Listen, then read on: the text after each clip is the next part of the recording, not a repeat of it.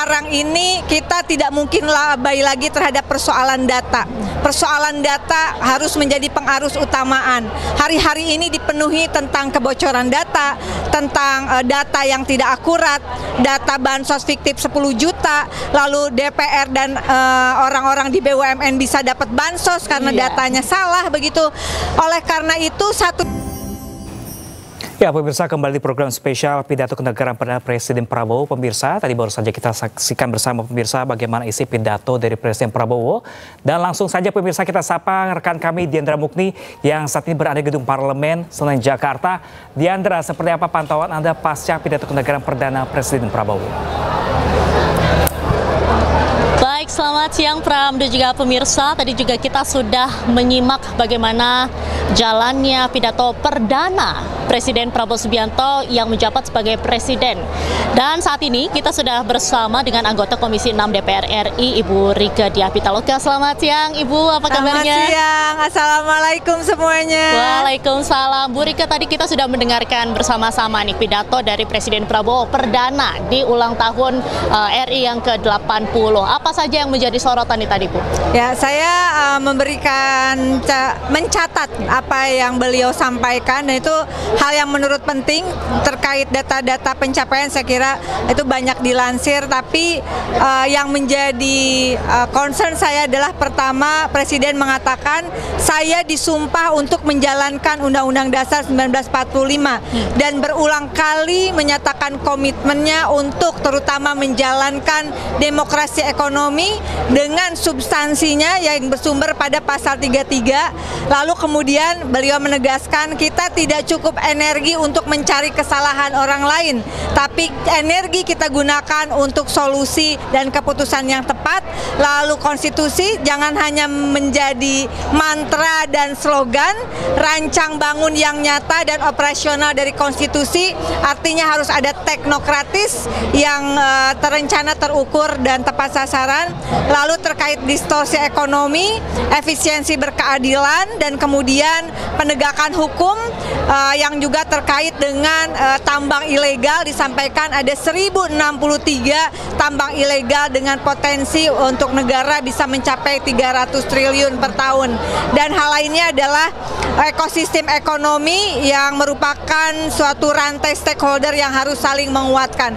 Itu catatan-catatan pentingnya, dan juga menyoroti persoalan teknokratik kita atau rencana pembangunannya dengan mengacu terutama untuk persoalan kesejahteraan masyarakat pada data ekonomi, data sosial ekonomi nasional atau data SEN.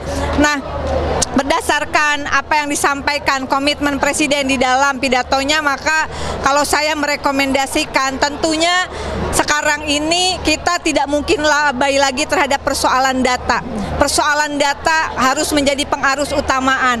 Hari-hari ini dipenuhi tentang kebocoran data, tentang data yang tidak akurat, data bansos fiktif 10 juta, lalu DPR dan orang-orang di BUMN bisa dapat bansos karena datanya salah begitu. Oleh karena itu satu catatan penting saya kira, bahwa data sosial ekonomi nasional harus diperbaiki metodologinya, dan kami menawarkan yang disebut dengan data desa kelurahan presisi, di mana data tersebut menggambarkan kondisi real, kebutuhan real, dan potensi real Indonesia yang dimulai dengan data desa dan kelurahannya, karena pada prinsipnya setiap orang itu hidupnya di desa dan kelurahan. Alamat terakhir kita adalah desa dan kelurahan. Nah, kita tidak ada waktu lagi, kita harus bergegas. Kalau tidak, yang namanya keuangan negara berapapun besarnya, ketika itu didrive oleh data yang fiktif, saya kira yang terjadi bukan pencapaian kesejahteraan dan terwujudnya apa yang diamanatkan Undang-Undang Dasar 1945, tapi yang dapat dipastikan adalah anggaran negara itu akan disalahgunakan. Terjadi beberapa kasus juga termasuk soal data yang terus saya ungkapkan, bagaimana data fiktif, katakanlah benar ada 10 juta data fiktif dan itu digunakan untuk bansos 10 juta penerima. Saya ambil dari 2 pos saja, saya ulangi, yaitu data penerima bantuan non tunai, kemudian BLT, total per orang 6 juta rupiah dikalikan 10 juta berarti hilang 60 triliun. Ini adalah uang besar di mana negara sedang kesulitan uang. Baik Ibu, mungkin harapan terakhir saja, singkat saja, harapan untuk harapan terakhir HUT ke-80 RI ini. HUT 80 RI yang terakhir adalah bahwa demokrasi Indonesia adalah demokrasi yang harus membuka ruang dan akses bagi rakyat untuk terlibat dalam pembangunan yang terukur, terarah dan tepat sasaran, mewujudkan Indonesia yang bukan hanya merdeka, bersatu dan berdaulat, tapi Indonesia yang adil dan sejahtera. Dimulai dengan keterlibatan rakyat pada pendataan di seluruh Indonesia, di setiap desa dan kelurahan. Terima kasih banyak. Selamat berjuang semuanya. Terima kasih banyak sudah bergabung dengan iNews hari ini. Selamat kemerdekaan 80. Terima kasih Ibu. Ya, demikian tadi wawancara saya Pram dengan anggota Komisi 6 DPR RI Ibu Rika Diah Pitaloka, kembali ke studio. Baik, terima kasih banyak Diandra Mukti langsung dari Kompleks Parlemen Jakarta. Terima kasih dan selamat bertugas kembali. Dan pemirsa, laporan dari Diandra Mukti tadi sekaligus menutup jumpa kita dalam program spesial hari ini pemirsa. Perbarui informasi Anda selanjutnya pemirsa dalam program Ayu Siang sesaat lagi. Saya Pram Snedudiri, terima kasih dan sampai jumpa.